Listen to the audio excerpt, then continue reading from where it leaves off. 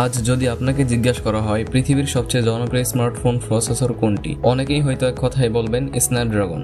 Samsung, Xiaomi, OnePlus এমন অসংখ্য smartphone ব্র্যান্ডের ফ্ল্যাগশিপ ফোনে বছরের পর বছর ধরে রাজত্ব করেছে স্ন্যাপড্রাগন। কিন্তু কখনো কি ভেবে দেখেছেন এই স্ন্যাপড্রাগনের যাত্রা কোথা থেকে শুরু হয়েছিল? কিভাবে একটি ছোট টেলিকম কোম্পানি আজ বিশ্বের অন্যতম শক্তিশালী চিপ নির্মাতায় পরিণত হলো? আজকের ভিডিওতে জানবেন স্ন্যাপড্রাগনের পুরো ইতিহাস শুরু থেকে বর্তমান পর্যন্ত।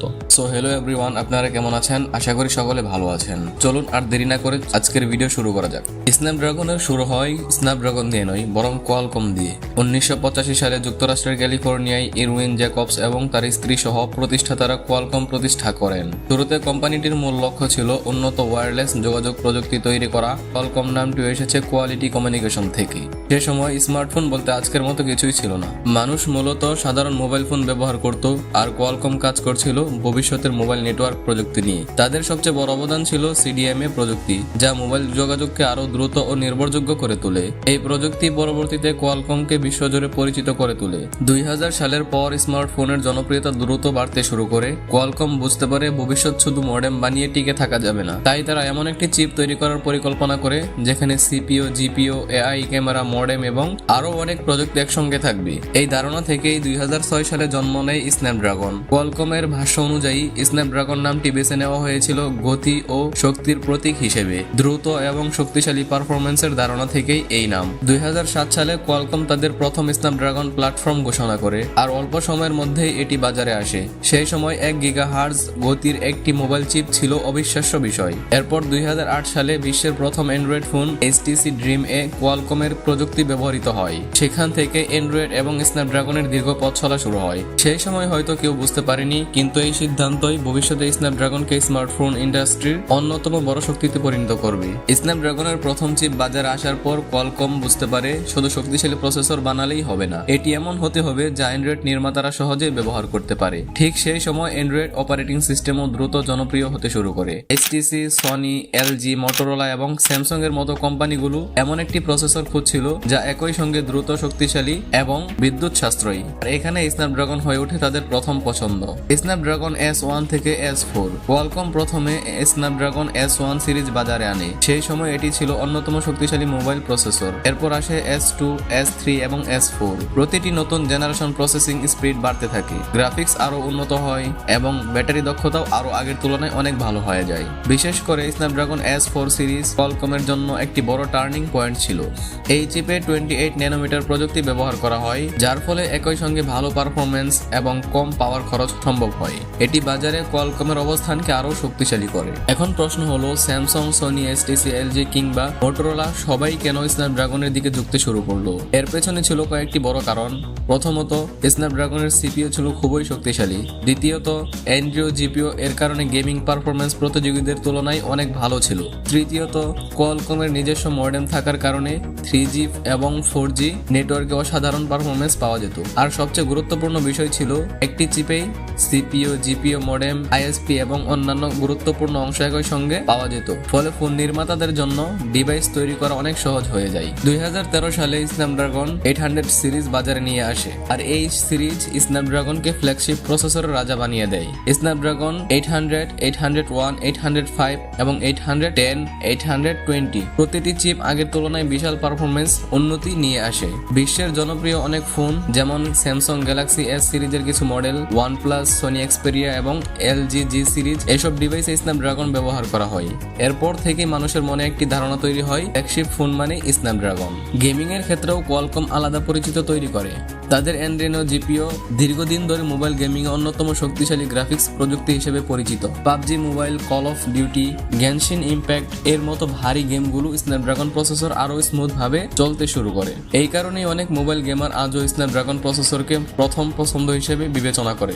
শুধু সিপিইউ বা জিপিইউ নয়, কোয়ালকম ক্যামেরা প্রযুক্তির দিকেও অনেক কাজ করছে। তাদের উন্নত ISP এর মাধ্যমে দ্রুত ছবি প্রসেসিং, HDR, নাইট মোড এবং 4K এমনকি 8K ভিডিও রেকর্ডিং এর মতো প্রযুক্তি ধীরে ধীরে স্মার্টফোনে আসতে শুরু করে। পাশাপাশি AI ইঞ্জিন যুক্ত হওয়ার ফলে ক্যামেরা, ভয়েস রিকগনিশন এবং ব্যাটারি ম্যানেজমেন্ট আরো স্মার্ট হয়ে ওঠে। স্ন্যাপড্রাগন আর শুধু একটি প্রসেসর ছিল না, এটি ধীরে ধীরে একটি সম্পূর্ণ মোবাইল প্ল্যাটফর্মে পরিণত হয়। স্ন্যাপড্রাগনের সবচেয়ে বড় শক্তিগুলোর একটি হলো তাদের মডেম টেকনোলজি। যখন অনেক কোম্পানি শুধু প্রসেসর পারফরম্যান্স বাড়ানোর দিকে মনোযোগ দিচ্ছিল, তখন কোয়ালকম ভবিষ্যতের নেটওয়ার্ক প্রযুক্তি নিয়েও কাজ করছিল। 4G LTE যুগে স্ন্যাপড্রাগন মডেম এতটাই শক্তিশালী ছিল যে অনেক নির্মাতা শুধু ভালো নেটওয়ার্ক পারফরম্যান্সের জন্য স্ন্যাপড্রাগন বেছে নিত। এরপর আসে 5G। যখন 5G এখনো অনেক দেশের জন্য ভবিষ্যতের প্রযুক্তি ছিল, তখন কোয়ালকম ইতিমধ্যেই তাদের 5G মডেম তৈরি করে ফেলেছিল। ফলে Samsung, Xiaomi, OnePlus, Oppo, Vivo প্রায় সব ব্র্যান্ডের প্রথম দিকের 5G ফোনগুলোতে স্ন্যাপড্রাগন ব্যবহার করা হয়। এখানেই কোয়ালকম আবারও প্রমাণ করে তারা শুধু বর্তমান নয়, ভবিষ্যতের জন্যও তারা কাজ করে। তবে স্ন্যাপড্রাগনের যাত্রা সবসময় সহজ ছিল না। এক সময় মিডিয়াটেককে শুধু বাজেট ফোনের প্রসেসর নির্মাতা হিসেবে দেখা যেত, কিন্তু সময়ের সঙ্গে সঙ্গে মিডিয়াটেক তাদের ডায়মন্ড সিটি সিরিজ নিয়ে বাজারে শক্তিশালীভাবে ফিরে আসে। বিশেষ করে ডায়মন্ড সিটি 8000 এবং 9000 সিরিজ আসার পর স্ন্যাপড্রাগন প্রথমবারের মতো বড় চ্যালেঞ্জের মুখে পড়ে। অনেক ক্ষেত্রেই মিডিয়াটেক কম দামে কাছাকাছি পারফরম্যান্স দিতে শুরু করে। ফলে শাওমি, রিয়েলমি, ভিভো এবং ওপো এর মতো ব্র্যান্ডগুলো মিডিয়াটেকের দিকে ঝুঁকতে শুরু করে। এটাই ছিল কোয়ালকমের জন্য একটি সতর্ক বার্তা। স্ন্যাপড্রাগনের আরেক বড় প্রতিদ্বন্দ্বী ছিল স্যামসাং এর এক্সিনোস এবং হুয়াওয়ের কিরিন। স্যামসাং দীর্ঘদিন ধরে নিজেদের এক্সিনোস প্রসেসর ব্যবহার করার চেষ্টা করেছে। অন্যদিকে হুয়াওয়ের কিরিন একসময় এতটাই শক্তিশালী হয়ে উঠেছিল যে অনেকে স্ন্যাপড্রাগনের বিকল্প হিসেবে এটিকে দেখতেন, কিন্তু বাস্তবে অধিকাংশ ব্যবহারকারী স্ন্যাপড্রাগন ভেরিয়েন্টকেই বেশি পছন্দ করতেন, কারণ বেশিরভাগ ক্ষেত্রে স্ন্যাপড্রাগন সংস্করণে ভালো গেমিং পারফরম্যান্স, কম হিটিং এবং উন্নত ব্যাটারি এফিসিয়েন্সি দেখা যেত। অন্যদিকে মার্কিন নিষেধাজ্ঞার কারণে হুয়াওয়ের কিরিন ব্যবসা বড় ধাক্কা খায়। ফলে স্ন্যাপড্রাগন আবারও বাজারে নিজের অবস্থান আরো শক্ত করে। 2021 সালে কোয়ালকম তাদের নামকরণের পদ্ধতি বড় পরিবর্তন আনে। আগের স্ন্যাপড্রাগন 888 এর পর তারা স্ন্যাপড্রাগন 8 Gen 1 নাম ব্যবহার শুরু করে। এরপর আসে 8 Gen 2, 8 Gen 3 এবং 8 Elite। এই নতুন চিপগুলো শুধু দ্রুত নয়, বরং এআই, ক্যামেরা, গেমিং এবং ব্যাটারি এফিসিয়েন্সি এর ক্ষেত্রেও বিশাল উন্নতি নিয়ে আসে। বর্তমানে অ্যান্ড্রয়েড বিশ্বের বেশিরভাগ ফ্ল্যাগশিপ ফোন স্ন্যাপড্রাগন 8 সিরিজের কোনো না কোনো চিপ ব্যবহার করছে। বর্তমানে প্রযুক্তি বিশ্বের সবচেয়ে বড় আলোচনার বিষয় এআই। কোয়ালকম খুব দ্রুত বুঝতে পেরেছিল যে ভবিষ্যতের স্মার্টফোন শুধু সিপিইউ এর উপরে নির্ভর করবে না, তাই তারা তাদের এনপিইউ এবং এআই ইঞ্জিন এ ব্যাপক বিনিয়োগ করে। আজকের স্ন্যাপড্রাগন চিপগুলো real time translation, AI camera enhancement, voice recognition, generative AI এবং ওয়ান ড্রাইভ এআই প্রসেসিং এর মতো ফিচার সমর্থন করে। অর্থাৎ আপনার তথ্য ক্লাউডে না পাঠিয়ে অনেক এআই কাজ সরাসরি ফোনেই সম্পন্ন করা সম্ভব। এটি শুধু দ্রুত নয়, বরং আরো নিরাপদও। বর্তমানে স্মার্টফোন ক্যামেরা এত উন্নত হওয়ার পেছনেও স্ন্যাপড্রাগনের বড় ভূমিকা রয়েছে। আজ আমরা 4K 8K video recording, HDR video, night photography এবং এআই ইমেজ প্রসেসিং খুব সহজেই ব্যবহার করছি, কিন্তু এর পেছনে কাজ করছে স্ন্যাপড্রাগনের শক্তিশালী আইএসপি বা ইমেজ সিগন্যাল প্রসেসর। একটি ছবি তোলার কয়েক মিলি সেকেন্ডের মধ্যেই কোটি কোটি হিসাব করে সেটিকে সুন্দর করে তোলার কাজ এই প্রযুক্তি করে। ফলে স্ন্যাপড্রাগন এখন শুধু একটি প্রসেসর নয়, বরং স্মার্টফোন অভিজ্ঞতার একটি গুরুত্বপূর্ণ অংশ।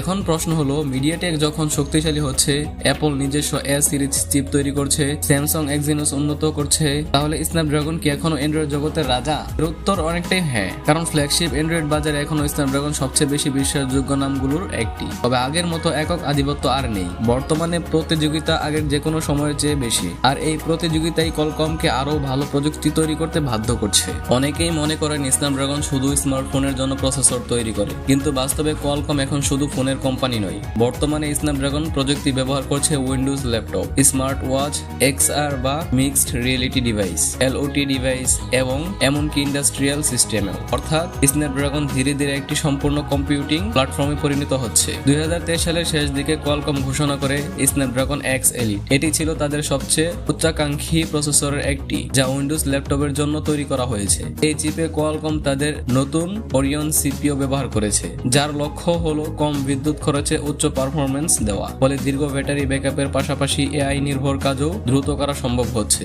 এর মাধ্যমে কোয়ালকম শুধু ইন্টেল ও AMD কেই নয়, অ্যাপলের M সিরিজকেও চ্যালেঞ্জ জানিয়েছে। এটি প্রমাণ করে যে স্ন্যাপড্রাগনের লক্ষ্য এখন শুধু স্মার্টফোন নয়, পুরো কম্পিউটিং ইকোসিস্টেম।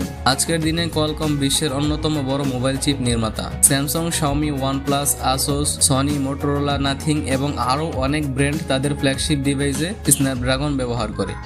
বিশেষ করে অ্যান্ড্রয়েড ফ্ল্যাগশিপ বাজারে স্ন্যাপড্রাগন এখনও সবচেয়ে পরিচিত এবং নির্ভরযোগ্য নামগুলোর একটি। যদিও মিডিয়াটেক আগের তুলনায় অনেক শক্তিশালী হয়েছে, তবুও সর্বোচ্চ পারফরম্যান্স, উন্নত এআই, শক্তিশালী মডেম এবং গেমিং অভিজ্ঞতার জন্য স্ন্যাপড্রাগন এখনও সবার নজরে থাকে। বর্তমানে কোয়ালকম এআই কেন্দ্রিক ভবিষ্যতের দিকে এগোচ্ছে। আগামী দিনের স্ন্যাপড্রাগন চিপগুলোতে আরও শক্তিশালী ওয়ান ডিভাইস এআই, উন্নত এনপিইউ, ভালো ক্যামেরা প্রসেসিং এবং আরও দ্রুত 5G ও ভবিষ্যতের 6G প্রযুক্তি সমর্থন দেখা যেতে পারে। অর্থাৎ অর্থাৎ ভবিষ্যতে শুধু স্মার্টফোন নয়, আমাদের চারপাশের অসংখ্য স্মার্ট ডিভাইসে স্ন্যাপড্রাগনের উপস্থিতি আরো বাড়তে পারে। আরেকটি মজার বিষয় কি জানেন, স্ন্যাপড্রাগন শুধু একটি সিপিইউ নয়, একটি স্ন্যাপড্রাগন চিপের ভেতরে থাকে সিপিইউ, জিপিইউ, এআই ইঞ্জিন বা এনপিইউ, ইমেজ সিগন্যাল প্রসেসর বা ISP, DSP, security engine, 5G modem, wifi এবং ব্লুটুথ প্রযুক্তি। অর্থাৎ একটি ছোট চিপের ভেতরেই একটি সম্পূর্ণ কম্পিউটারের গুরুত্বপূর্ণ অংশগুলো একসঙ্গে কাজ করে। আর এ কারণেই একটি স্মার্টফোন দ্রুত এবং স্মার্ট ভাবে কাজ করতে পারে। প্রায় 2 দশকেরও বেশি সময় আগে যে যাত্রা শুরু হয়েছিল,